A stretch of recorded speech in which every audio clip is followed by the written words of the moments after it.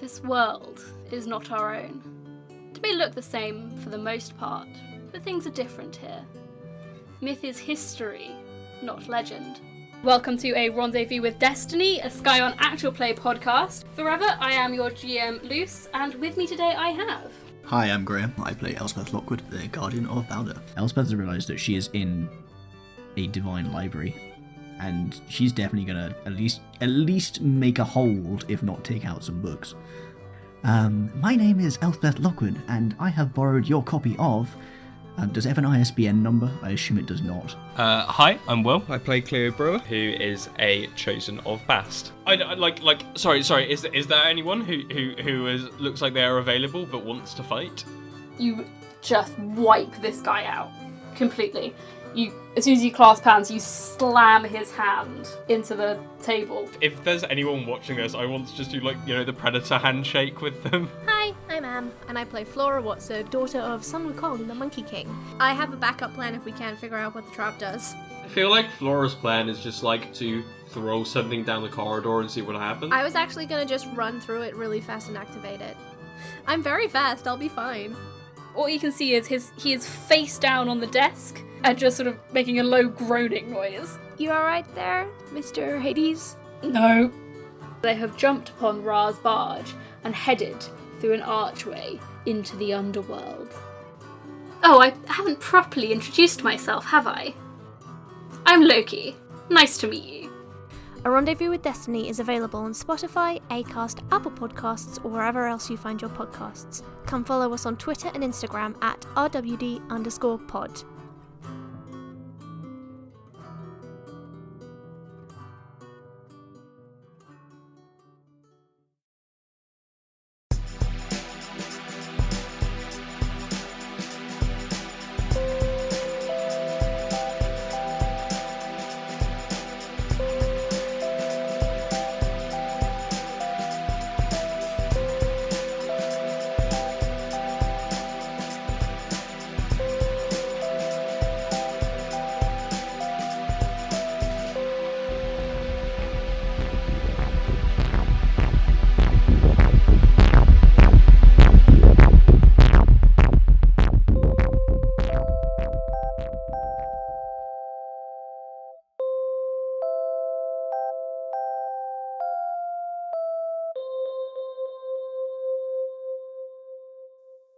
Welcome one and all to Merely Role Players, where theatrical people play role-playing games. I'm Matt, I am your compère for this Backstage episode for our main house production.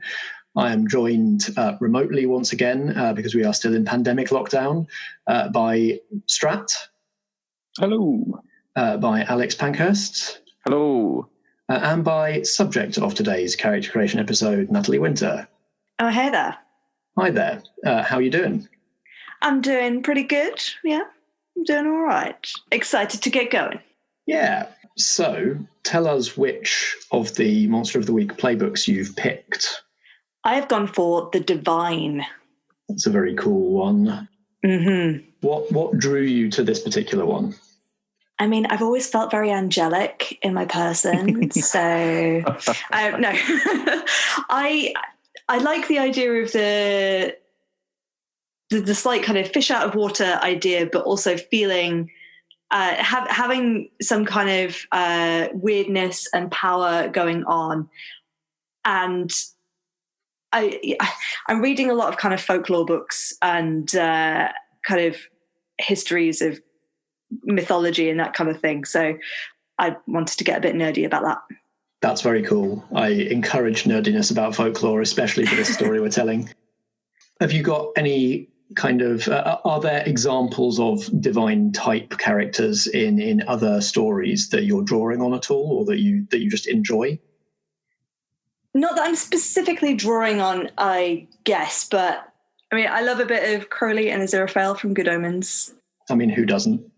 Yeah, just the way they kind of potter about and do their own thing, but are also casually angelic and demonic. I mean, their relationship is amazing as well. I love it. But yeah, the casual use of miracles. Yeah. I don't have any examples that come to mind for the route that I've gone, though. I've kind of gone for something a little bit different. That's cool. We like originality. So, going through the playbook and choosing some options, first of all, we pick your look. Or unless, do you have a name in mind, or are you, like, on the way to a name? I do have a name, yes. She's going to be she. Her name is Gwynned, shortened to Gwyn. Very cool. So, your look, first choice, man, woman, androgynous, or asexual? Female, woman. Okay, and using she, her pronouns? Yeah. Okay. And then your eyes. You got to pick your eyes. Blazing eyes, terrifying eyes, placid eyes, sparkling eyes, perceptive eyes, starry eyes, or glowing eyes. I think we're going to go with sparkling because I want something that is not too obvious, right? She's not going around looking absolute kind of glowy angelic. She's there's a bit of something weird to her. So she's going to have green eyes, and if you look closely, they maybe look glittery. It's like a really subtle nail varnish metallic effect going on, I think. Yeah, so you'd have to be like up close and personal to spot it. Yeah. Okay. And then what do you wear? Dirty clothes, a perfect suit, a rumpled suit, casual clothes, or practical clothes?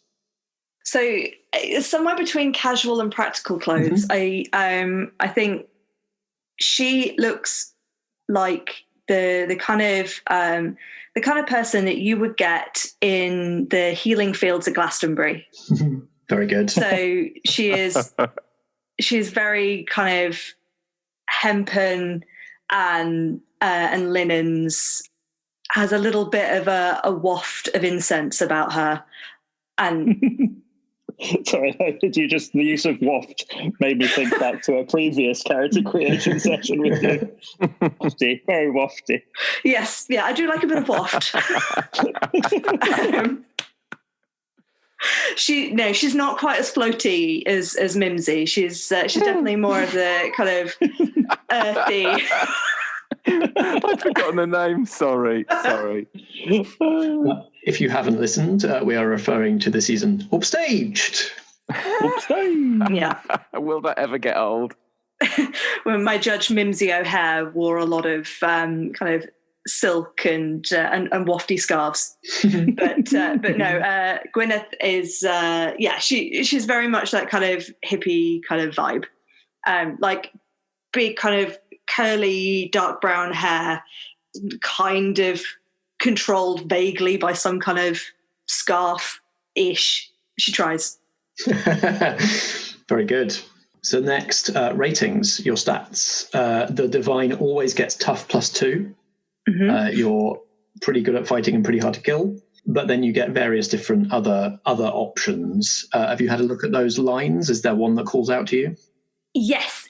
So I'm going to go with the third one down, which is charm -1, cool 0, sharp +1, tough +2, and weird +1. Cool. So you'll be a little better at using magic and sort of investigating mysteries and spotting stuff. Slightly less good at staying cool under pressure, and actively bad at interacting with people. Yeah, I mean, yeah. It feels pretty at home to me. So the next thing to pick is your mission on this earthly plane. Yes. So there are 5 options. Is there one that calls to you? Yes, and this kind of goes into the a bit of the backstory, because I've been having to think about, why is this person here? What is she doing? And I hope you don't mind for me to kind of create a little bit of lore and story behind it. Please, yes. I love when people give me lore to work with. So, okay, I reckon Gwyneth was originally one of the... so going back to kind of ancient Celtic gods and goddesses, we have the Morrigan, which is the triple goddess, and various aspects of the Morrigan. They're all to do with war and fighting. So I reckon that Gwyneth was one of the shieldmaidens of the Morrigan, but she was exiled. And I reckon that she kind of, there were some elements where the gods and goddesses were a bit too wrathful against the humans, and Gwyneth was a bit like, oh, come on, guys, they're all right. They didn't do that terrible. So yes. I think maybe there was one time when one of the aspects of the Morrigan had taken a human lover and was going to sacrifice him, and Gwyneth was like, "Oh, that's a bit much, isn't it?" So she helped him escape, and for that she was exiled. And because it was kind of her wanting to protect the humans, she was exiled into a form that they would not recognise, and she wouldn't actually be able to help them. And this also, I think, hopefully will tie in with the why do people forget me kind of aspect. I think for the longest time, she has been exiled as a duck. Because there's also this kind of... Natalie, you know, in previous times when you said there would be absolutely no way you would give a shit about my monster's creation, we are going to be the best of friends. Are we? Okay, great. I've turned that around entirely. This is amazing. So the idea I have in my head is that she was exiled as a duck, so humans would not kind of recognise that she was anything unusual. But it's been, and this answers a question that you're probably going to ask me later, but she's been there for thousands of years in kind of habiting the main pond in what has now become Sherrydown. And she was a black duck, and if you see her, you think, oh, that's odd, I've not seen a black duck with sparkly green eyes before. But then it's a duck, so most people forget. But I think there's a bit of kind of a folkloric thing around it where maybe there is a black duck in Sheridan's coat of arms. Yes, because she's been there so long.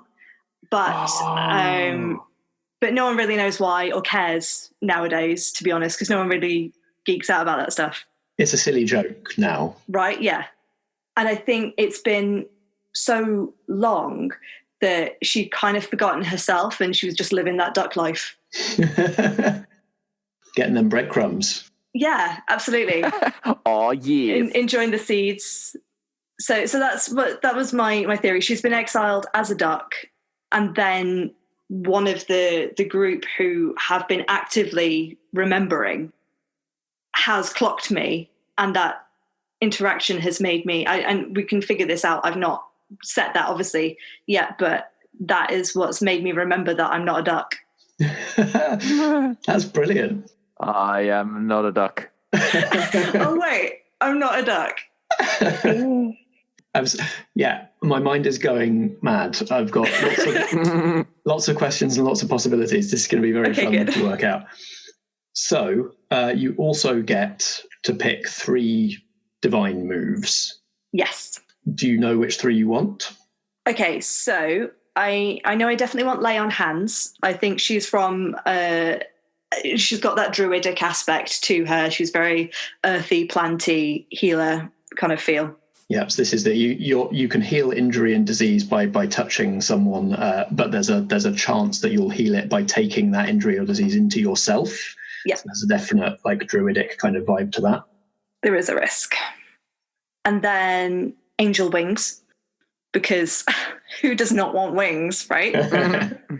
Also, you were a duck for a very long time. Exactly. So there's a little bit of duck-likeness in the plumage, maybe. Oh yeah, well yeah, they're black, right? Like duck feathers. So this effectively means that you can teleport to places or people that you know, and you can just do that, no roll required. If you want to take anybody with you, there's a roll and a risk. Yeah. And my third one, I'm a little bit torn. Cool. Let's have a discussion. Boss from Beyond, which is where you kind of, at the start of a game, you roll something and the on high gives you something to do, but you get to investigate the mystery. But if I've been exiled, then I wouldn't necessarily have that connection with them, and I probably don't want to invoke that. I can see ways that could work if you still want the move and think the move would be cool. There could be like somebody giving you tasks or missions to complete to earn your way back into their good graces, maybe. Mm-hmm. I'm still, I don't know. So actually the thing that's kind of making me hold back is when I come to playing these games, I do naturally kind of lean towards the fighty, stab, punch things kind of roles. Whereas with this concept, I do want to lean more towards the kind of the healing and the support kind of role, but I do want to be able to do some damage. So I was wondering about, do I have a move that is more in that line? And I do have smite, but that does feel very, very powerful. So I'm a bit concerned about taking that one as it feels too OP. I mean, it's in there, which means that it's fine, I guess, but I don't know. There's the concern of, would it make it boring? I mean, the question is, would it make it boring for you? That's the thing I'm concerned about. Because if I know you've got that move, then I can plan around it and make sure that things are still interesting monster-wise. Yeah. I mean, Soothe is nice, but I don't want it as my third one if that's all I can take. That would be a nice optional extra. Sure. So that's soothing someone down if they're in a state of panic or anger, I can... Yeah, you could have that one on your short list for when you take advancements later on. Yeah. You can get more moves later. Although actually, given that we do have Alex, it would depend on if we were in a group together, cast out evil may be quite fun. Because I can use it on another player. What? I know, right? Rude. So rude. You can banish unnatural creatures from your presence. You don't have any... It doesn't harm them, and you have no control over where they end up. Which could be hilarious, right? Well, the idea he just ends up back at his desk and just like, oh. Or banished to the bins behind Subway. Yeah. I think that one might be the most fun. Not necessarily because I'll just use it on Alex. I'm sure there will be other people and other reasons to use it. I can see that, because it's fun. It would be fun to use it on your friends, but also if you're going for, like, you want to have at least a little bit of like fight utility sort of stuff, that can be a really useful, like, buy you time. Yeah. So it's a bit of like maybe a bit more flavor than just I do a lot of damage to the bad guy. It's like I'm sending the bad guy away for a bit so we can ourselves. That could be a really clutch move. And it's still it's a nice attacking move, but it is that kind of supporting attacking move and kind of fits in with a slightly more Healy vibe as well. Cool. All right. So that's lay on hands, angel wings, and cast out evil for your moves. Yeah. What about gear? You get a divine weapon. You get divine armor naturally. Mm-hmm. That has a look suited to your divine origin. So I'm interested to see what that looks like, and also a divine weapon. So the armor, I reckon, the armor precedes the duck. So is definitely more of the. I mean, it's not wood. It's metal because that's more practical. But it has that kind of vine look to it. This is terrible for a podcast, but I want to show you the lightsaber I made at Disney. Just to show off. Just because it has this kind of vibe to it, all these swirly bits and this earthy, I've got a rancor tooth on the end because why not? So it has got this kind of elemental earthy vibe to it, even though it's made out of metal. So I reckon the armor kind of reflects that. It's got a look of vines and leaves on it. Cool. I guess it would be at least partly concealed under all of the floaty fabric. Yeah, I reckon like as a day-to-day thing, I probably don't wear it. I maybe wear the chest plate underneath, like a kind of slightly torn, big, baggy, black linen jumper type thing. Yeah, and then sometimes when you know it's go time, you can fully suit up. Yeah, I reckon so. And then in terms of weapons, I would like to request turning the flaming sword into a flaming quarterstaff. Very nice, yeah. Because that just feels a bit more in character. Yeah. As cool as a flaming sword is, it's a bit classically angelic, so it's not quite what I'm going for. Does this mean, like, sometimes you can be seen on the village green and it looks like you're practicing your flame poi stick thing? Exactly. And it's you and your divine weapon. Yeah. It's just, the hippies are on the green again. Although I would like to investigate, as much as I'm sticking with the flaming quarterstaff, out of my list of options that I have, what on earth is a 5-demon bag? I have questions about that one as well. I think if you picked it, if you wanted to pick it, we could work out together what on earth that means. I have heard, shout out to The Unexplored Places, which is another actual play podcast that has done a Monster of the Week campaign. They had a divine character who chose the 5-demon bag. And I think they basically flavored it as it's a bag that they can, when they open it, it lets a demon out. Right. that wreaks some havoc. That would be so good. Like, it's one of Alex's mates. Like, what's it? Why are you in her bag? But I can imagine the designers of this game coming up with that list and going, let's just put the words 5-demon bag on here and see what people come up with. Yeah. Oh, wow. But wait, as fun and weird as that is, I'm not going with that. I'm going with my fire stick. All right. That is all we need to fill in on the playbook for the moment. There will be introductions at some later juncture. But we already know a lot of the lore of how you're in the story. We know how long you've been around and that kind of thing. Just another couple of questions is, do you have any kind of prior relationship or dealings with the Department of Omissions? No, but I've been a duck. Yeah, as far as you're aware, they're not aware of you either. Yeah. So then the final question is, what made you join this community effort to defend Sherrydown from the unseen? I think it's to do with, once we figure out how exactly people discovered me, it would be a case of she realises what's going on and she's like, oh, bloody hell, better do something about it then, and agrees to help them out. Yeah, I guess it's like that is your duty anyway, is like to defend people and mortals, and you haven't been doing it for thousands of years. Yeah, so better crack on, make a difference. One of the details in that history option, the mission option about being an exile, is that you have to do your good deeds in secret, because otherwise your former colleagues will find out and punish you for it. So yes. So I guess you have to be a bit on the down low. Yeah. Noted. Yeah, not too much swinging the flaming quarterstaff around. It's just a circus trick. Of course. It's totally innocuous. Yeah. Well, with all of that, Nat, you're ready to play. Woohoo!